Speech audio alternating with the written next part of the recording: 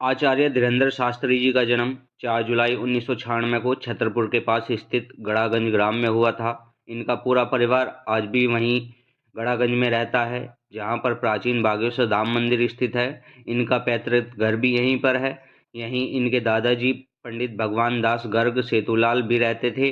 इनके दादाजी ने चित्रकूट के निर्मोही अखाड़े से दीक्षा प्राप्त की थी, जिसके बाद वे गड़ागांव पहुंचे, जहां उन्होंने बागेश्वर धाम मंदिर का जीर्णोद्धार करवाया था।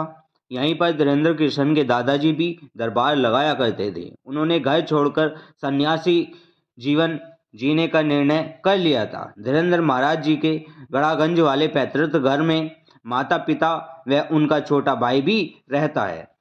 इनके पिता का नाम राम कृपाल गर्ग जो नशे के आदी थे, जिस कारण वह ज़्यादा कुछ करते नहीं थे। इनकी माताजी का नाम सरोज गर्ग है। धीरेन्द्र कृष्ण शास्त्री के छोटे भाई शालिग्राम गर्ग जी महाराज हैं। वह भी बालाजी बागेश्वर धाम को समर्पित हैं। धीरेन्द्र कृष्ण के पिताजी के कुछ कार्य न करने के कारण परिवार की आर्थिक स्थिति बहुत ही खराब थी। कई दिनों तक खाने का अभाव रहता था। जैसे तैसे घर चल रहा था। रहने के लिए उनके पास एक कच्चा मकान था, जो बरसात के दिनों में टपकता था। इसे बागेश्वर धाम का आशीर्वाद कहिए या फिर किस्मत का खेल। इतनी कम उम्र में धीरेन्द्र कृष्ण शास्त्री ने आज शानदार मुकाम और प्रसिद्धि हासिल की है। धीरेन्द्र कृष्ण ने अपनी प्रारंभिक शिक्षा गांव में ही सरकारी स्कूल में प्राप्त की। उन्होंने 8वीं तक की शिक्षा अपने गांव में ही प्राप्त की, जिसके बाद आगे की पढ़ाई के लिए उन्हें 5 किलोमीटर दूर गंज स्कूल में जाना होता था। आर्थिक अभाव के कारण 5 किलोमीटर का सफ़र वह पैदल ही तय किया करते थे। यहाँ से उन्होंने 12वीं तक की पढ़ाई प्राप्त की। इसके बाद आगे की पढ़ाई के लिए उन्होंने कला सकाए से स्नातक में दाखिला किया, लेकिन आर्थिक अभाव और धर्म में वक्त और आस्था के कारण उन्हें बीच में ही पढ़ाई छोड़नी पड़ी। धीरेन्द्र अपने परिवार के बड़े लड़के होने के कारण परिवार का भार भी उन्हीं के कंधों पर था, जिसके कारण पढ़ाई के साथ साथ वे लोगों के घरों पर जाकर भिक्षा भी मांगा करते थे। साथ ही कथा व पूजा करके घर का पोषण कर रहे थे। कैसे हैं आप लोग? स्वागत है आपका हमारे YouTube चैनल में आज की ताजा तरीन खबरों के साथ। अगर आपने अभी तक हमारे चैनल को सब्सक्राइब नहीं किया है तो प्लीज चैनल को सब्सक्राइब कर लें और साथ में बेल आइकन भी प्रेस कर लें, जिससे आने वाली नई वीडियो का नोटिफिकेशन टाइम से आपको मिल सके। महिला हो पुरुष, सुन लीजिए श्रीमान जी, महिला हो पुरुष हो बूढ़ा हो आपका भरना हो, आप 3 लोगों को लेकर के आइए। आप जिसे लेकर आएंगे उसी का ये पर्चा लिखा हमने रख लिया है पहले से। और ये अद्भुतता का विषय एक और सुनिए श्रीमान जी, आप उसी को उठाएंगे जिसे हमारे हनुमान जी चाहेंगे, जिसे हमारे सन्यासी बाबा चाहेंगे, और नहीं कोई उठ सकता। पहले से ही हमारे हनुमान जी महाराज ने ये लिखवा दिए हैं, अब वही उठेगा जिनके पर्चा लिखे धरे हैं।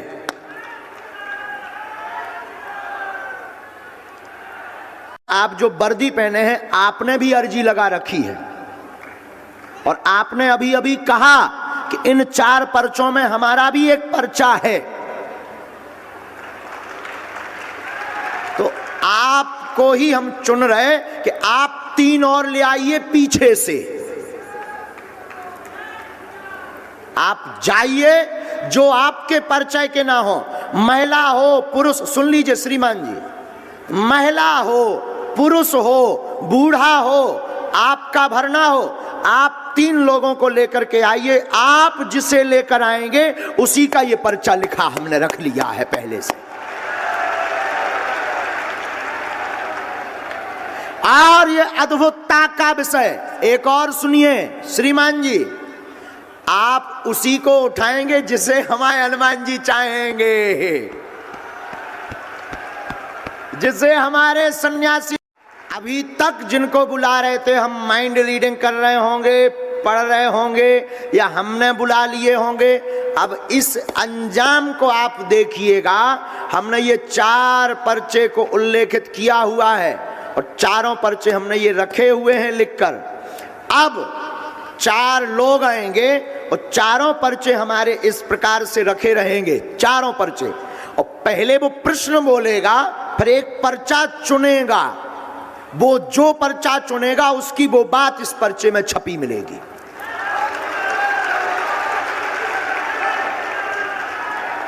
क्योंकि अभी तक हम माइंड रीडिंग कर रहे होंगे, अभी तक हम जिन्हें बुला रहे होंगे वो हमारे होंगे। और रुकिए, ये 4 लोग हम नहीं बुलाएंगे।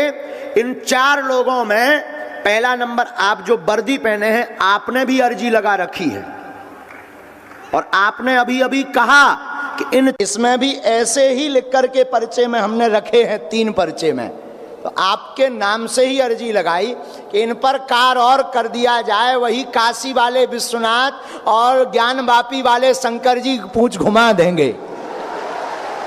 हाँ, ये खड़ा हुआ है वाला सबसे लास्ट में कोने की तरफ में, पंडाल नंबर 3, सफेद शर्ट पहने हुए हैं। बोलो सीताराम। हाँ, बैग टांगे थे ना, आ जाओ सर। बोलो भैया, कहां से हो? बोलो, प्रश्न पूछो। माइक लो जी गुरुजी। और बोलो। गुरुजी, घर की आर्थिक स्थिति 2 से 3 साल से बहुत ज्यादा परेशान है जी। तो, जी, वो घर का कोई काम नहीं हो रहा है जी। जी। बहुत हैरान है, काम को लेकर के कार्य की सफलता नहीं है। धन का आशीर्वाद है, 4 माह बाद तेज गति के साथ आर्थिक विकास होगा। चिंता न करें, तुम्हारी बुद्धि ठीक रहे, आशीर्वाद।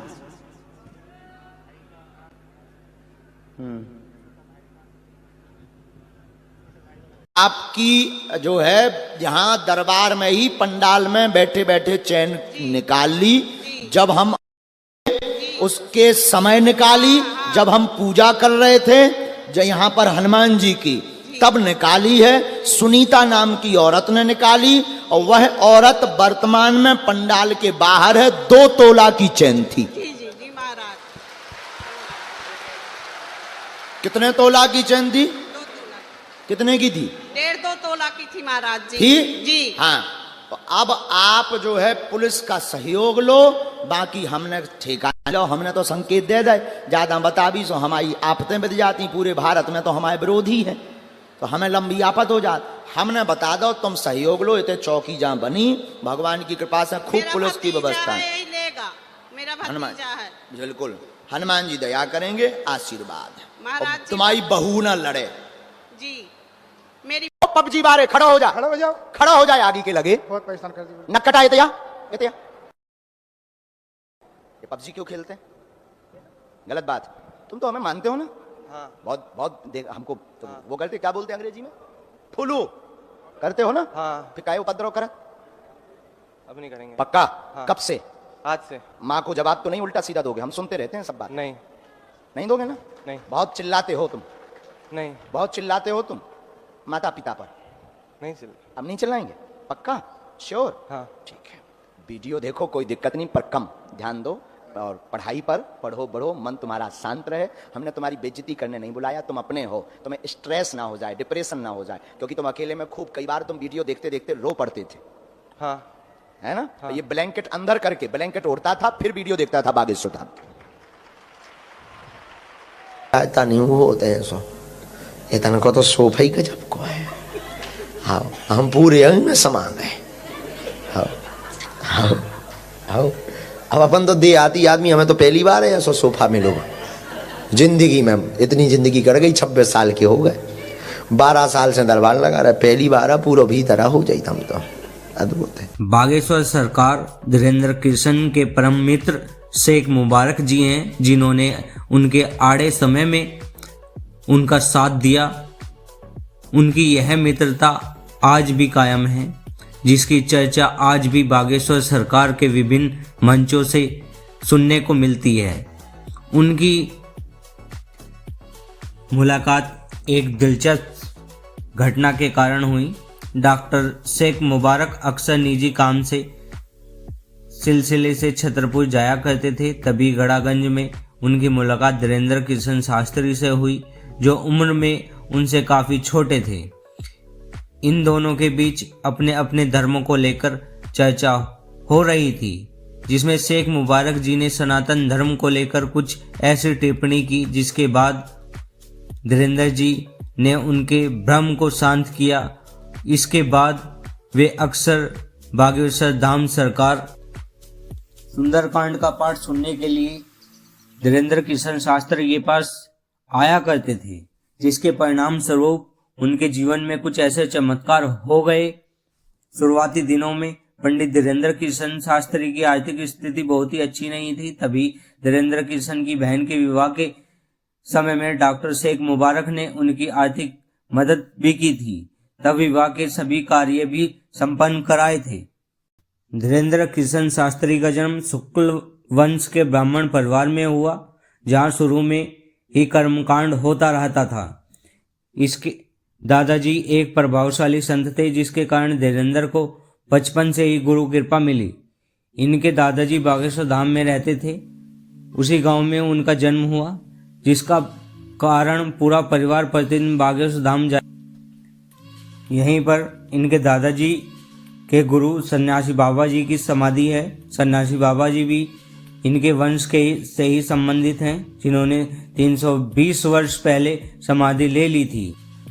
धीरेन्द्र ने भी अपने दादाजी के दरबार में अर्जी लगाई। उन्होंने घर के अभावग्रस्त जीवन से छुटकारा पाने के लिए आशीर्वाद मांगा। तब इनके दादाजी ने धीरेन्द्र को अपना शिष्य बना लिया, फिर बागेश्वर धाम की सेवा करने के संकल्प दिलाया। धीरेन्द्र का मानना है कि उन्हें जो भी ज्ञान है वह अलौकिक शक्ति प्राप्त हुई है, वह सभी उनके दादाजी और सन्यासी बाबा की कृपा का परिणाम है। उनके दादाजी पहले से ही गृहस्थ आश्रम को छोड़कर सन्यासी आश्रम में प्रवेश कर चुके थे। 2010 में इनके दादाजी सेतुलाल गर्ग ने काशी में अपने देह को त्याग दिया। छतरपुर जिले से मात्र 30 किलोमीटर दूर गंज के पास गड़ा गांव में श्री बागेश्वर धाम स्थित है। यहाँ पर लगभग 300 वर्ष पुराने हनुमान जी का मंदिर है। यहाँ की महिमा यह है कि जो श्रद्धालु सच्ची भक्ति भावना से अपनी समस्या को लेकर आता है, श्री राम जी की कृपा से हनुमान जी उनकी सभी मनोकामना पूरी करते हैं और उनके सारे कष्ट को भी हर लेते हैं।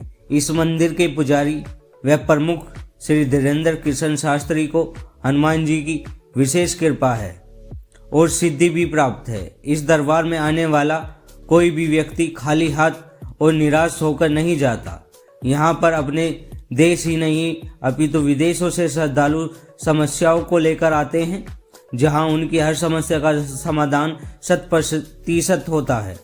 लोगों द्वारा यह भी ज्ञात हुआ है कि यहाँ पर हनुमान जी की अदालत लगती है, जहाँ पर हनुमान जी जज बनकर लोगों को पेशी लगाते हैं। उनका हर संभव इलाज किया जाता है। उनके द्वारा बताई गई सभी समस्याएं पहले से ही पर्चे पर 100% अंकित होती हैं।